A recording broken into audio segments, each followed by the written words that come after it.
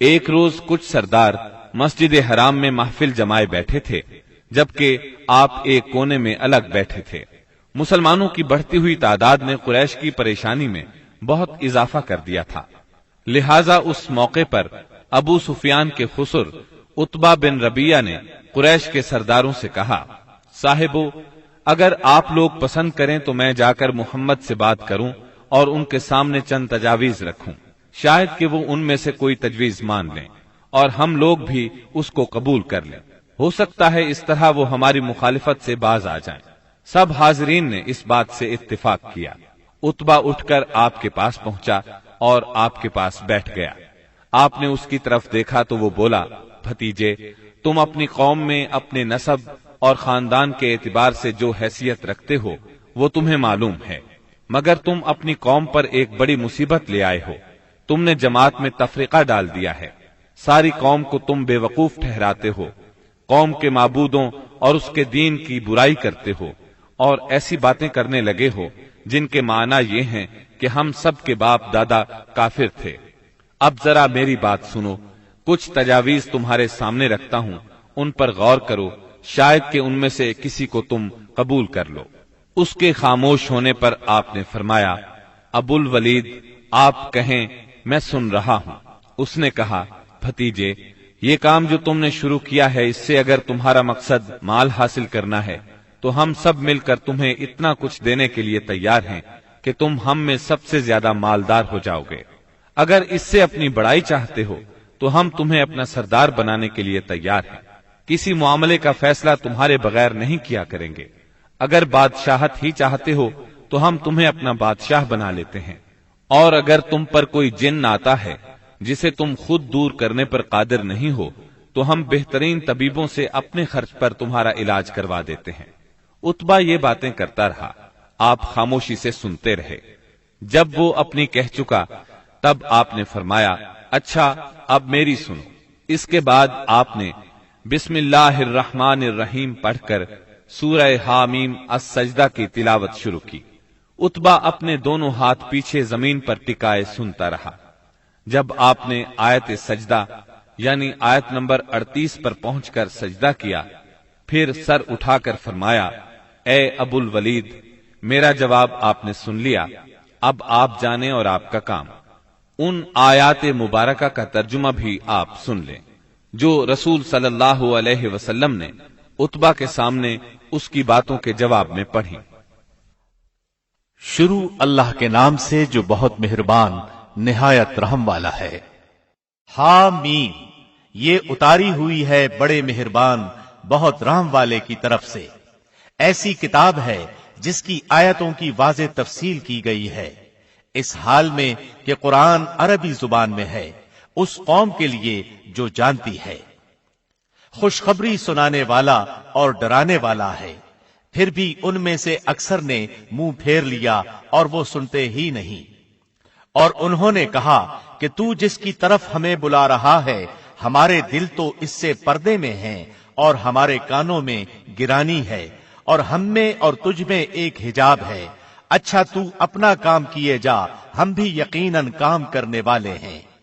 آپ کہہ دیجئے کہ میں تو تم ہی جیسا انسان ہوں، مجھ پر وحی نازل کی جاتی ہے کہ تم سب کا معبود ایک اللہ ہی ہے، سو تم اس کی طرف متوجہ ہو جاؤ اور اس سے گناہوں کی معافی چاہو، اور ان مشرکوں کے لیے بڑی ہی خرابی ہے جو زکوٰۃ نہیں دیتے اور آخرت کے بھی منکر ہی رہتے ہیں۔ بے شک جو لوگ ایمان لائیں اور بھلے کام کریں ان کے لیے نہ ختم ہونے والا اجر ہے۔ آپ کہہ دیجئے کہ کیا تم اس اللہ کا انکار کرتے ہو اور تم اس کے شریک مقرر کرتے ہو جس نے 2 دن میں زمین پیدا کر دی۔ سارے جہانوں کا پروردگار وہی ہے، اور اس نے زمین میں اس کے اوپر سے پہاڑ گاڑ دیے اور اس میں برکت رکھ دی، اور رہنے والوں کی غذاؤں کی تجویز بھی اسی میں کر دی، صرف 4 دن میں، ضرورت مندوں کے لیے یکساں طور پر۔ پھر آسمان کی طرف متوجہ ہوا اور وہ دھواں سا تھا، پس اسے اور زمین سے فرمایا کہ تم دونوں خوشی سے آؤ یا ناخوشی سے۔ دونوں نے عرض کیا ہم بخوشی حاضر ہیں۔ پس 2 دن میں 7 آسمان بنا دیے اور ہر آسمان میں اس کے مناسب وحی بھیج دی، اور ہم نے آسمان دنیا کو چراغوں سے زینت دی اور نگہبانی کی۔ یہ تدبیر اللہ غالب و دانا کی ہے۔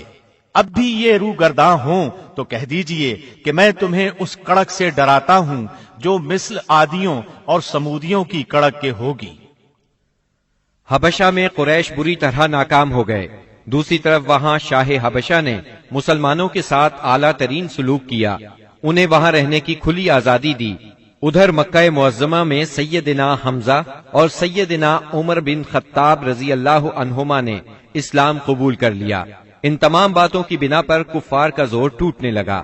دوسری طرف آپ کی تبلیغی کوششوں سے مسلمانوں کی تعداد میں روز بروز اضافہ ہوتا جا رہا تھا اور قبائل میں بھی اسلام پھیلتا جا رہا تھا۔ اس صورتحال نے قریش کو مجبور کیا کہ وہ نئے سرے سے حالات کا جائزہ لیں اور اسلام کی بڑھتی ہوئی مقبولیت میں مزید اضافہ نہ ہونے دیں۔ چنانچہ قریش مکہ ایک جگہ جمع ہوئے۔ مشورے کے بعد بنی ہاشم اور بنی مطلب سے معاشرتی قطع تعلق کا فیصلہ کیا۔ ایک قرارداد لکھی گئی، اس پر حلف لیا گیا۔ اس میں طے پایا کوئی شخص بنو ہاشم اور بنو مطلب سے شادی بیاہ کے تعلقات نہ رکھے، کسی قسم کا لین دین نہ کرے، نہ کھانے پینے کی چیزیں ان کے ہاتھ فروخت کرے، نہ ان سے بولے چالے، جب تک کہ محمد قتل کے لیے ان کے حوالے نہیں کر دیے جاتے۔ اس قرارداد کو اہمیت دینے کے لیے اس کو کعبے کے اندر لٹکا دیا گیا۔ دوسرے قبائل خاص طور پر بنو کنانہ بھی اس معاہدے میں شریک ہو گئے۔ اس طرح یہ اور مضبوط ہو گیا۔ اس معاہدے کی کتابت بغیز بن عامر بن ہاشم نے کی تھی۔ رسول اللہ صلی اللہ علیہ وسلم نے اس پر بد دعا کی اور اس کا ہاتھ یا ہاتھ کی بعض انگلیاں شل ہو گئیں۔ قریش مکہ کے اس معاشرتی بائیکاٹ سے مجبور ہو کر ابو طالب نے اپنے خاندان کے ساتھ شیب ابی طالب میں پناہ لی۔ شیب ابی طالب مکہ معظمہ میں ایک محلے کا نام تھا۔ بنی ہاشم اس میں رہا کرتے تھے۔ شیب عربی زبان میں گھاٹی کو کہتے ہیں۔ یہ محلہ کوہ ابو قبیس کی گھاٹیوں میں سے ایک گھاٹی میں واقع تھا اور ابو طالب بنی ہاشم کے سردار تھے، اس لیے شیب ابی طالب کہا جاتا تھا۔ بنی ہاشم اور بنی مطلب کے ہر شخص نے ساتھ دیا۔ مسلمانوں نے ان کی وجہ سے اور کفار کے خاندانی اور نسبتی تعلق کی بنا پر محصور ہونا قبول کیا۔ بنو ہاشم میں سے صرف ابو لہب نے قریش مکہ کا ساتھ دیا اور وہ شہر ہی میں مقیم رہا۔ بنو ہاشم اور بنو مطلب کے 3 سال اس گھاٹی میں گزرے۔ یہ 3 سال اس قدر سخت، تنگ دستی، غربت اور تکالیف کے تھے کہ بھوک کی شدت سے بچوں کے بلبلانے کی آوازیں راستہ چلتے لوگوں کو سنائی دیتی تھیں، مگر سنگ دل کفار ان چیخوں کو سن کر خوش ہوتے تھے۔ مسلمانوں نے ان 3 برسوں میں درختوں کے پتے اور چمڑے کھا کر پیٹ کی آگ بجھائی۔ سعد بن ابی وقاص رضی اللہ عنہ فرماتے ہیں، میں بھوکا تھا، اتفاق سے رات کے وقت میرا پاؤں کسی چیز پر پڑا، میں نے اس چیز کو اٹھایا اور نگل گیا، مجھے اب تک معلوم نہیں کہ وہ کیا چیز تھی۔ اسی طرح اونٹ کی کھال کا سوکھا ہوا چمڑا انہیں کہیں راستے میں پڑا مل گیا، انہوں نے پانی سے دھو کر اس کو جلایا اور صفوف بنا کر پانی کے ساتھ کھا کر 3 راتیں بسر کی۔ یہ معاشرتی بائیکاٹ اتنا شدید تھا کہ قریش نے کھانے پینے کی اشیاء کا لے جانا بھی بند کر دیا تھا۔ جب کوئی تجارتی قافلہ مکے آتا تو ابو لہب اٹھتا اور اعلان کرتا، کوئی تاجر عام نرخوں پر اصحاب محمد کو فروخت نہ کرے، بلکہ اتنی قیمت بڑھائے کہ وہ چیز ان لوگوں کی قوت خرید سے باہر ہو جائے۔ قریش میں سے بعض لوگوں کے دل ان حضرات کی یہ حالت دیکھ کر کڑتے تھے، کیونکہ وہ ان کے عزیز تھے، چنانچہ ایسے لوگ خفیہ طور پر کھانے پینے کی چیزیں بھیج دیتے تھے۔ ایک دن سیدنا حکیم بن حزام رضی اللہ عنہ اپنی پھوپھی سیدہ خدیجہ رضی اللہ عنہا کے لیے کچھ چیزیں لے کے جا رہے تھے کہ ابو جہل نے راستہ روک لیا اور کہا، اگر تم نے شیب ابی طالب میں غلہ پہنچانے کی کوشش کی تو میں سب لوگوں میں تمہیں رسوا کر دوں گا۔ اتفاق سے اس وقت ابو البختری سامنے سے آ گیا۔ واقعے کی تفصیل سن کر ابو جہل سے کہنے لگا، اگر ایک شخص اپنی پھوپھی کے لیے کچھ غلہ بھیجتا ہے تو تم کیوں رکاوٹ بنتے ہو؟ چنانچہ ابو البختری کی مداخلت کی وجہ سے اس سے اپنی پھوپھی کے پاس غلہ بھجوانے دیا۔ غرض ایسی ہی تکالیف اور مصائب کی وجہ سے مکے کے بعض نیک دل لوگوں کو یہ سفاکانہ معاہدہ ختم کرنے کا خیال آیا۔ آخر ہشام بن عمرو کی کوششوں سے زہیر بن ابی امیہ، سیدہ ختیجہ رضی اللہ عنہا کے رشتہ دار مطعم بن عدی، زمعہ بن اسود اور ابو البختری بن ہاشم اور مختلف قبائل کے بعض افراد نے رات کو خفیہ مجلس میں اس معاہدے کی منسوخی کا طریقہ کار مرتب کیا۔ پھر صبح کو کعبۃ اللہ کے پاس اپنے اپنے حلقے میں جمع ہوئے۔ طواف کے بعد پہلے زہیر نے اعلان کیا، جب تک انسانیت کے خلاف اس معاہدے کو ختم نہیں کیا جائے گا میں چین سے نہیں بیٹھوں گا۔ اس پر ابو جہل نے مخالفت کی، لیکن 4 اور نیک دل انسانوں نے اپنے اپنے قبیلے کی طرف سے یکے بعد دیگرے اس بائیکاٹ کو ختم کرنے کا اعلان کیا۔ ابو جہل مجلس کا یہ رنگ دیکھ کر دنگ رہ گیا اور کہنے لگا، یہ معاملہ تو پہلے ہی سے طے شدہ لگتا ہے۔ تکالیف پہنچانے کی پالیسی کے بعد جب قریش نبی کریم صلی اللہ علیہ وسلم کو نفسیاتی حربوں سے شکست نہ دے سکے تو انہوں نے اب ان پر معاشرتی دباؤ ڈالنے کا پروگرام بنایا۔ اس کے لیے ان کے سرپرست اور نگران ابو طالب پر دباؤ ڈالنا ضروری تھا۔ چنانچہ سرداران قریش نے بار بار ان کے پاس جا کر شکایت کی۔ ایک بار تو قریباً 25 سردار ابو طالب کے پاس پہنچے۔ ان میں ابو جہل، ابو سفیان، امیہ بن خلف، عتبہ، اسود بن عبد المطلب اور شیبہ شامل تھے۔ انہوں نے پہلے تو آپ کے خلاف اپنی شکایات بیان کی، پھر کہا، ہم آپ کے سامنے ایک انصاف کی بات پیش کرتے ہیں۔ آپ کا بھتیجا ہمیں ہمارے دین پر چھوڑ دے اور ہم اسے اس کے دین پر چھوڑ دیتے ہیں۔ وہ جس معبود کی عبادت کرنا چاہے کرے، ہمیں اس سے کوئی غرض نہیں، مگر وہ ہمارے معبودوں کی برائی نہ بیان کرے اور یہ کوشش نہ کرتا پھرے کہ ہم اپنے معبودوں کو چھوڑ دیں۔ آپ ہم سے اس شرط پر اس کی صلح کرا دیں۔ ان کے خیال میں مصالحت کا اس سے اچھا طریقہ کیا ہو سکتا تھا؟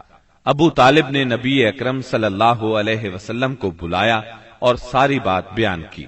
آپ نے جواب میں فرمایا، چچا جان، میں تو ان کے سامنے ایک ایسا کلمہ پیش کرتا ہوں جسے اگر یہ جان لیں تو پورا عرب ان کے تابع اور عجم ان کا جزیہ گزار ہو جائے گا۔ اس پر ان لوگوں نے کہا، تم ایک کلمہ کہتے ہو، ہم ایسے 10 کلمے کہنے کو تیار ہیں، مگر یہ تو بتاؤ وہ کلمہ کیا ہے؟ آپ نے جواب میں فرمایا، لا الہ الا اللہ۔ اس پر وہ سب غصے اور تکبر سے اٹھ کھڑے ہوئے۔ اس وقت وہ جو باتیں کہتے ہوئے وہاں سے نکلے ان کا ذکر قرآن کریم کی سورہ صاد کی آیات 1 تا 7 میں آیا ہے۔